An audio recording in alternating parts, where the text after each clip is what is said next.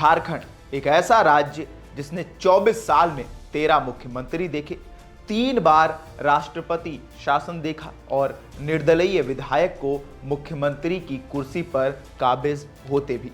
ये देखकर एक सवाल मन में उठता है कि आखिर ऐसा क्या है जो इस राज्य में इतनी सियासी अस्थिरता है और इस अस्थिरता के पीछे राज क्या है।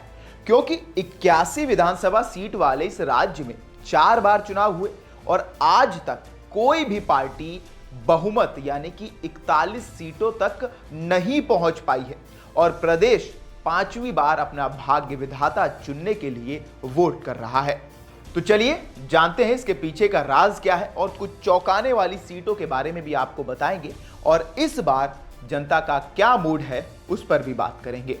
झारखंड में इस बार 2 फेज में मतदान हुआ है। फर्स्ट फेज 13 नवंबर को हुआ जब 66.16% से अधिक वोटिंग दर्ज की गई और दूसरा फेज 20 नवंबर को।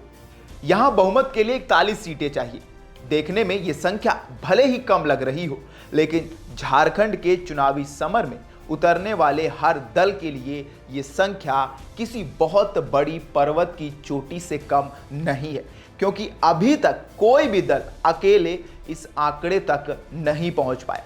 अगर यहां बात करें कि कौन सी पार्टी है जो हाईएस्ट स्कोर की है, तो अभी तक एक ही पार्टी है जिसने सबसे ज्यादा सीटें जीती हैं, वो है भारतीय जनता पार्टी, जिसने 2014 में 37 विधानसभा सीटें जीती थी और यही सूबे के चुनावी इतिहास में किसी दल का सर्वश्रेष्ठ प्रदर्शन है।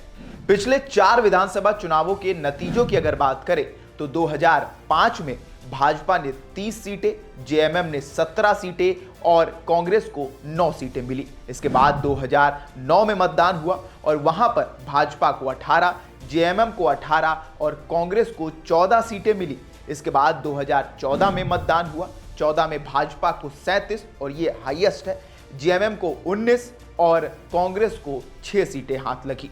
इसके बाद 2019 में मतदान हुआ और यहां पर भाजपा को 25, जेएमएम को 30 और कांग्रेस 16 सीटें जीतने में सफल हुई थी और जेएमएम की सरकार बनी।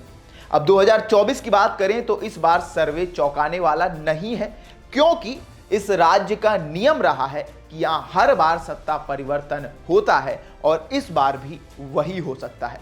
रिपोर्ट की माने तो फिर से एनडीए गठबंधन सत्ता में वापसी कर सकती है, क्योंकि मेटराइज सर्वे के अनुसार झारखंड में बीजेपी गठबंधन को 45 से 50 सीटें मिलने का अनुमान लगाया गया। वहीं झारखंड मुक्ति मोर्चा यानी कि जेएमएम के नेतृत्व वाले इंडिया ब्लॉक 18 से 25 सीटें जीत सकते हैं और अन्य के खाते में 2 से 5 सीटें मिलने की उम्मीद है। और इसी विधानसभा चुनाव में एक सीट है जो हर बार चर्चा में रहती है और यह है हटिया विधानसभा सीट, क्योंकि यहां पर भारत को 3 आईसीसी ट्रॉफी जिताने वाले कप्तान महेंद्र सिंह धोनी वोट डालते हैं और लोग अनुमान लगाते हैं कि उन्होंने किसे वोट दिया होगा। पहले फेज के चुनाव में धोनी ने अपने परिवार संग यहां पर वोट डाला था।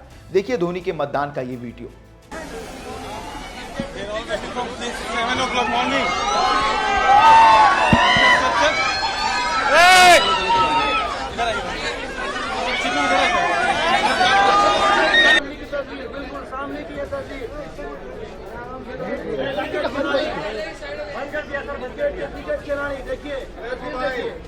झारखंड की राजधानी रांची की तस्वीर देखिए, क्रिकेट के विकेट खिलाड़ी महेंद्र सिंह धोनी, रांची के राजकुमार, देखिए वोट करते हुए।